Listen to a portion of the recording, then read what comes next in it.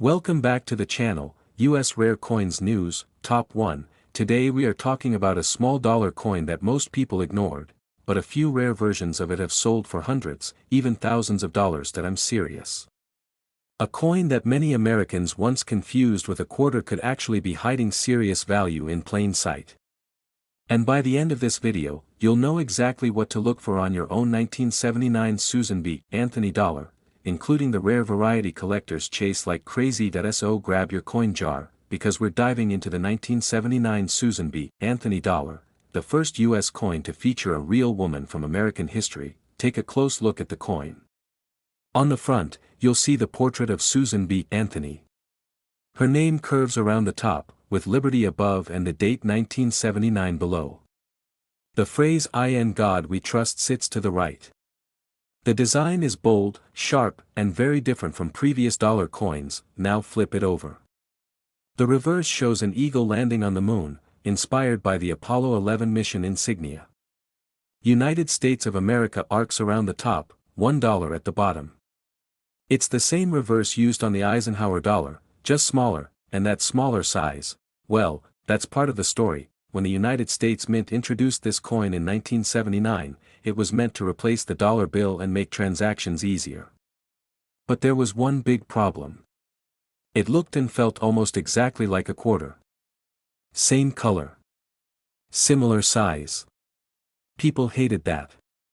Many refused to use it. As a result, millions were made, but most ended up sitting in storage or forgotten in drawers. Now here's where it gets interesting. Not all 1979 Susan B. Anthony dollars are the same. In fact, one small detail can make a huge difference in value. Look closely at the mint mark.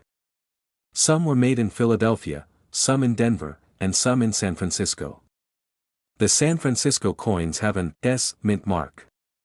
And within those proof coins, there are two major varieties, Type 1 and Type 2. The difference. The S mint mark itself. On the Type 1 proof, the S looks filled in and blobby. On the Type 2 proof, the S is clear and sharp. Clean edges. Crisp shape. That tiny detail has turned ordinary-looking coins into collector favorites. If you have a 1979 S Type 2 proof in high grade, it can sell for several $100s. Some perfect graded examples have sold for over $1,000 at auction. That's a massive jump from $1 face value, and that's not the only thing to look for. There are also error coins. Off-center strikes. Double strikes. Broad strikes. Even wrong planchet errors where the coin was struck on a blank meant for a different denomination. These error coins can sell anywhere from $50 to several $100s depending on condition and rarity. Now let's talk regular circulation coins. A typical worn 1979 Susan B. Anthony dollar from Philadelphia or Denver is usually worth around $1 to $3. Not life-changing. But uncirculated examples in high grades, especially graded MS66 or higher, can sell for $50 to a few $100s, and the 1979 P wide rim variety is another one collectors love. On this version, the date is positioned closer to the rim, almost touching it. On the more common narrow rim version, there's more space between the date and the edge. That wide rim variety can bring significantly higher prices in top condition. So imagine this. You're going through old change. You see a $1,979. Most people toss it aside. But you check the mint mark. You check the rim. You look at the S. Suddenly, that ordinary coin isn't so ordinary anymore. That's what makes coin collecting exciting. It's not just metal. It's history, details, and the thrill of the hunt. The 1979 Susan B. Anthony dollar represents a major milestone. It honored a pioneer of women's rights and marked a bold experiment by the U.S. Mint. Even though the public didn't fully embrace it at the time, collectors absolutely have. Today, most circulated 1979 Susan B. Anthony dollars sell for face value to a few dollars. Uncirculated high-grade coins can range from $50 to several $100s. The 1979 S Type 2 proof can reach several hundred, and in top-graded condition, over $1,000 at auction. Not bad for a coin people once complained about. Now I want to know, do you own a 1979 Susan B. Anthony dollar? Have you ever checked for the wide rim or the Type 2 proof? And which rare coin would you love to add to your collection next? Top 2. Today we are talking about a gold dollar coin that most people think is real gold, but the truth behind it might surprise you even more than the price some of these have reached. That if you've ever found a 2000 D gold-colored $1 coin in your pocket and wondered, is this actually gold, you're not alone. And in this video, I'm going to show you exactly what this coin is, why it was such a big deal when it launched, the rare errors collectors hunt for, and how much a high-grade example can really sell for today. Let's take a close look at the 2000 D Sacagawea dollar. Hold it up to the camera. You see that rich golden color. On the front, there's the portrait of Sacagawea carrying her infant son, Jean-Baptiste. Around the edge, it says Liberty and the year 2000. The mint mark, D, sits near the date, which tells you this coin was struck at the Denver Mint. Now flip it over slowly. The reverse shows a soaring eagle surrounded by 17 stars. United States of America curves along the top, and $1 is boldly placed at the bottom. It's a clean, powerful design. When this coin was introduced in the year 2000, it was meant to succeed the Susan B. Anthony dollar and finally get Americans to use dollar coins in everyday life. The US Mint wanted something bold, something different. So they gave it that golden color. But here's the twist. It's not solid gold. It's actually made of a manganese brass-clad composition over a copper core. Still, when people first saw it, rumors spread fast. Some believed it contained real gold. Others saved them immediately, thinking they'd become rare overnight, and that early excitement created something special. One of the biggest stories around the 2000 D Sacagawea dollar involves a special promotion with Cheerios cereal. Yes, Cheerios. In early 2000, about 5,500 Sacagawea dollars were placed inside cereal boxes as a promotion. But here's the catch. Some of those promotional coins have a slightly different eagle design on the reverse, with enhanced tail feathers. Collectors later discovered that these Cheerios dollars are a rare variety. If you find one of those with the detailed tail feathers and it's authenticated, it can sell for several $1,000s depending on condition. That's a coin that originally came from a cereal box. Now, back to the regular 2000 D coins from Denver. More than 500 million were minted. That sounds huge, and it is. So in circulated condition, most 2000 D Sacagawea dollars are worth face value. $1. Maybe $2 if they're bright and uncirculated, but here's where it gets interesting. Condition is everything. That if you have a 2000 D in pristine, uncirculated condition, graded MS67 or higher by a professional grading service, values can jump significantly. High-grade examples have sold for a few $100s. In rare cases, superb gem examples have reached over $1,000 at auction. And then there are error coins. Look for off-center strikes where part of the design is missing. Look for double strikes where the image appears shifted. Check for clipped planchets or coins struck on the wrong metal blank. These errors can sell anywhere from $50 to several $100s depending on how dramatic and clean the error is. So when you're checking your coin, don't just glance at it. Rotate it under light. Zoom in on the details. Look at the rim. Look at the edges. Compare the eagle's feathers carefully if you suspect something unusual. Here's a fun fact.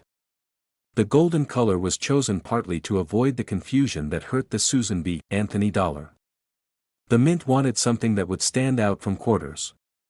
And visually, they succeeded. But even then, Americans still preferred the dollar bill, and many of these coins ended up stored away in vaults. That means millions sat untouched for years. And untouched coins in high grades are exactly what serious collectors want. So imagine this scenario. You find a shiny 2000 D Sacagawea dollar in an old bank roll or a forgotten jar. It looks flawless. No scratches. Strong luster. Sharp details. That's when it might be worth sending for grading. Today, a typical circulated 2000 D Sacagawea dollar is worth about $1. Bright uncirculated examples may sell for $2 to $5. High-grade certified coins can reach a few $100s. And the rare Cheerios variety with enhanced tail feathers can sell for several $1,000s depending on grade and demand. That's a huge difference for a coin most people ignore. Top 3. Today we are talking about a $1 coin that looks like gold, feels special, and in some cases has sold for thousands of dollars, even though most people still treat it like spare change. That I'm talking about the 2000 P Sacagawea gold dollar. And before you assume it's just another modern coin worth face value, stay with me. Because in this video, I'll show you what makes this coin unique, the rare variety that collectors go crazy for, the errors you need to check for, and what a top-grade example has actually sold for at auction. First, let's really look at the coin. Hold it up close. Get a tight camera shot. You'll see the portrait of Sacagawea, the young Shoshone woman who helped guide the Lewis and Clark expedition. She's shown carrying her infant son, Jean-Baptiste, on her back. The word Liberty arches above her. The date 2000 is stamped on the right. And just below that date, you'll see a small P mint mark. That P tells you this coin was struck at the Philadelphia Mint. Now flip it over slowly. On the reverse, there's a soaring eagle in flight, surrounded by 17 stars representing the states at the time of the Lewis and Clark expedition. United States of America runs along the top. $1 is boldly at the bottom. It's simple, clean, powerful. When this coin was released in the year 2000, it was meant to replace the unpopular Susan B. Anthony dollar and finally convince Americans to use dollar coins. The mint gave it a golden color to make sure no one confused it with a quarter again, but here's something most people don't realize: that it's not real gold. It's a manganese brass outer layer bonded to a copper core. That golden shine is just part of the alloy. Still, when it first came out, people saved them thinking they were gold coins. That early excitement plays into the story today. Now let's talk about why the 2000 P is special. Over 760 million Philadelphia coins were minted. That's a huge number. So in normal circulated condition, most 2000 P Sacagawea dollars are worth exactly $1, but here's the twist: that there's a rare variety called the Cheerios dollar. In early 2000, about 5,500 Sacagawea dollars were placed inside Cheerios cereal boxes as part of a promotion. At first, collectors thought they were identical to regular coins. But years later, sharp-eyed collectors noticed something different: the eagle's tail feathers. On the Cheerios version, the tail feathers have enhanced detail and sharper lines. On regular 2000 P coins, the tail feathers are simpler and less defined. That if you ever see a 2000 P with unusually detailed tail feathers, stop. Don't spend it. Don't scratch it. That variety, if authenticated, has sold for several $1,000s depending on condition.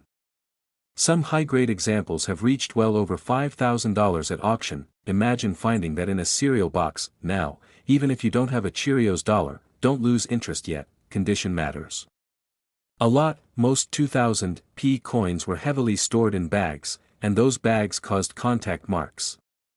Finding one in truly superb condition is not easy. Coins graded MS-67 or MS-68 by professional grading services are scarce. High-grade examples have sold for a few $100s, and in rare top population grades, even over $1,000, and then there are errors. Look for off-center strikes where part of the design is missing. Look for double strikes that create a shadowed image. Check for clipped planchets where a piece of the edge is missing. These error coins can sell anywhere from $50 to several $100s depending on how dramatic they are. When you're checking yours, tilt it under a bright light. Zoom in on the tail feathers. Examine the rim. Look at the surfaces for strong luster and minimal marks. Small details can mean big differences in value. There's also something symbolic about this coin that collectors appreciate. The 2000 P Sacagawea dollar marked a new era. It was the first widely circulated U.S. coin to feature a Native American woman. That historical significance adds to its long-term appeal, and here's the interesting part. Even though hundreds of millions were minted, many were never heavily circulated. Banks stored them. Vending machines rejected them. People tucked them away. That means high-quality examples are out there, waiting to be rediscovered. So what is it worth today? a typical circulated 2000p Sacagawea dollar is worth face value, $1. A bright uncirculated example might sell for $2 to $5. High-grade certified coins can reach several $100s. And the rare Cheerios variety with enhanced tail feathers can sell for several $1,000s depending on grade and demand. That's a massive range for a modern coin most people overlook. Now I want to hear from you. Do you have any 2000p Sacagawea dollars saved? Have you ever checked the eagle's tail feathers closely? And if you could add one rare dollar coin to your collection, which one would it be? Top 4. Today we are talking about a golden dollar coin that most people spend without a second thought, but in top condition, it can sell for hundreds of dollars, and certain rare errors can push that even higher. I'm talking about the 2010 presidential $1 coin. It may look like just another modern gold dollar, but there's more going on here than most people realize. In this video, I'll show you what makes this coin unique, why collectors hunt specific versions, the errors you need to watch for, and what real auction prices look like today. First, let's take a close look at the coin. Hold it up to the camera. You'll see that bright golden color. Just like other modern dollar coins, it's not solid gold. It's a manganese brass-clad coin with a copper core, which gives it that rich gold appearance. Now look at the front. In 2010, the Presidential Dollar Series honored President Millard Fillmore, the 13th President of the United States. His portrait is centered on the obverse, with his name engraved around the top and, "In God We Trust," and the year 2010 included as part of the design. The small D mint mark tells you this coin was struck at the Denver Mint. Flip the coin over slowly. On the reverse, you'll see the Statue of Liberty standing tall, torch raised. United States of America curves along the top, and $1 is boldly stamped at the bottom. It's clean, bold, and instantly recognizable, but here's something many people miss: the date and mint mark are actually located on the edge of the coin, along with E pluribus unum. So if you're filming this, zoom in on the edge and rotate the coin slowly. That edge lettering is one of the most important features of this series, and that edge lettering leads us to one of the most famous error types in modern coin collecting: missing edge lettering. In some cases, coins left the mint without the edge inscriptions. No date. No mint mark. No E pluribus unum. Just a smooth edge. These error coins became extremely popular when they were first discovered in the Presidential Dollar Series. While the biggest wave of missing edge errors happened in earlier years, collectors still check every 2010 carefully. A genuine missing edge lettering error can sell for hundreds of dollars depending on condition and demand. Now let's talk mintage. By 2010, the presidential dollar program was slowing down. Demand from banks had dropped significantly. The Denver Mint produced far fewer coins compared to earlier years in the series. Lower mintage doesn't automatically mean rare, but it does make high-grade examples more desirable. Most circulated 2010 presidential dollars are worth face value $1. That's it, but condition changes everything. Coins graded MS66, MS67, or higher by professional grading services are much tougher to find than you might expect. High-grade examples with strong luster, sharp details, and minimal marks have sold for $50 to a few $100s. Top population coins in superb condition can push even higher at auction, and don't forget about other possible errors. Off-center strikes. Double strikes. Die cracks. Clipped planchets. These kinds of mint errors can add significant value depending on how dramatic and clear they are. Here's the fun part: because so many of these coins were stored in Federal Reserve vaults and not heavily circulated, there are still unopened rolls sitting in collections. That means collectors are constantly searching for the best possible grade examples. It's like a modern treasure hunt. Imagine opening a roll and finding a near-perfect 2010 with blazing luster and flawless surfaces. That's the kind of discovery that gets collectors excited, and there's also historical value here. The Presidential Dollar Series was an ambitious attempt to get Americans to use dollar coins again. It honored every deceased president in order of service. Even though the public didn't fully adopt them for everyday transactions, collectors continue to build complete sets. So what is the 2010 worth today, in circulated condition? About $1. Bright uncirculated coins might sell for $2 to $5. Certified high-grade examples can reach $50 to several $100 depending on grade. And verified error coins, especially missing edge lettering pieces, can sell for several $100s or more depending on demand and condition. That's a wide range for a coin many people overlook. Now I want to ask you, have you ever checked the edges of your presidential dollar coins? Do you own a 2010 D? And which presidential dollar would you most like to find in high grade? Top 5. Today we are talking about a gold dollar from 1789 to 1797, and here's the shocking part. There was no official United States gold $1 coin during those years. So if someone tells you they have a 1789 to 1797 US gold dollar, your heart might skip a beat, but the real story is even more fascinating than you think. I end this video. I'm going to explain what was actually happening with American money between 1789 and 1797, why a true gold dollar from that exact period doesn't officially exist, what early US gold coins did look like, and how some of those coins have sold for hundreds of thousands of dollars at auction. Let's step back in time. In 1789, George Washington became the first president of the United States. The country was brand new. The Constitution had just been ratified. But here's something most people don't realize. The United States didn't even have its own federal coinage system fully running yet. If you were buying something in the early 1790s, you were likely using foreign coins. Spanish silver dollars were common. British coins circulated. Money was a mix of whatever people trusted. The United States Mint wasn't officially established until 1792. And the first federal coins didn't appear until shortly after. Now here's where things get interesting. The very first official US gold coins were struck in 1795. But they were not $1 coins. They were larger denominations, specifically the $5 half eagle and the $10 eagle. So if you're imagining a small gold dollar dated 1789 or 1790, that coin simply wasn't produced by the US Mint. The first true US gold $1 coin didn't appear until 1849, during the California Gold Rush. So what's going on when people refer to 1789 to 1797 gold dollar coins? In many cases, they're talking about privately made tokens, commemorative pieces, fantasy coins, or replicas. Some were created later to honor early American history. Others are modern reproductions made for collectors. And some are outright copies that have no official status at all. This is where knowledge protects you. If someone offers you a 1789 gold $1 claiming it's an official early US Mint issue, that's a red flag. The denomination simply didn't exist at the time. Now, let's talk about what did exist. In 1795, the US Mint struck the first gold coins featuring the Liberty Cap design. Imagine holding one of those. Large. Heavy. Solid gold. On the front, a portrait of Liberty wearing a cap. On the reverse, a small eagle in early designs, later replaced by a heraldic eagle. These early gold coins were hand-fed into primitive presses. Planchets were individually prepared. No modern machinery.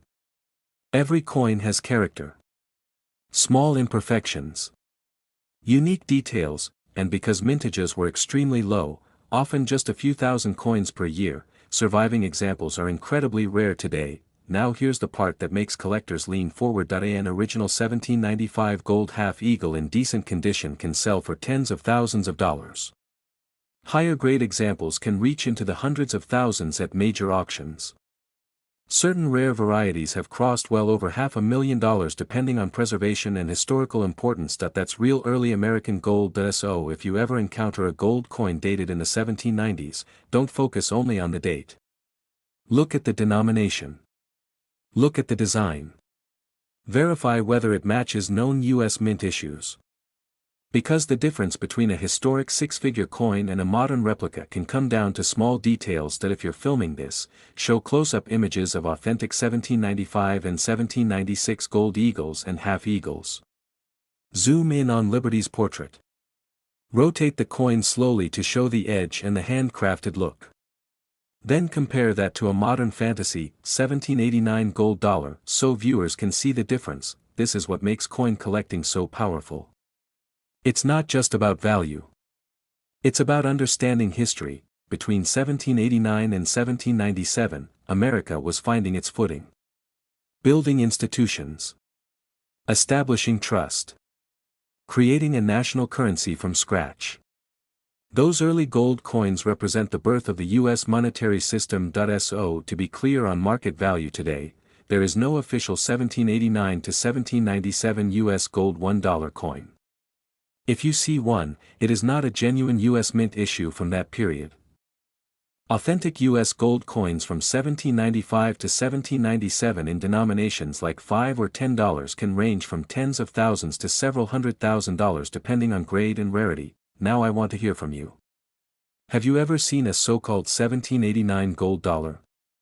Did you know the first real gold dollar wasn't minted until 1849? And if you could own one early American gold coin, which would it be? If you enjoy uncovering the truth behind rare coins and learning what's real versus what's legend, make sure you like this video, subscribe to the channel, and turn on notifications.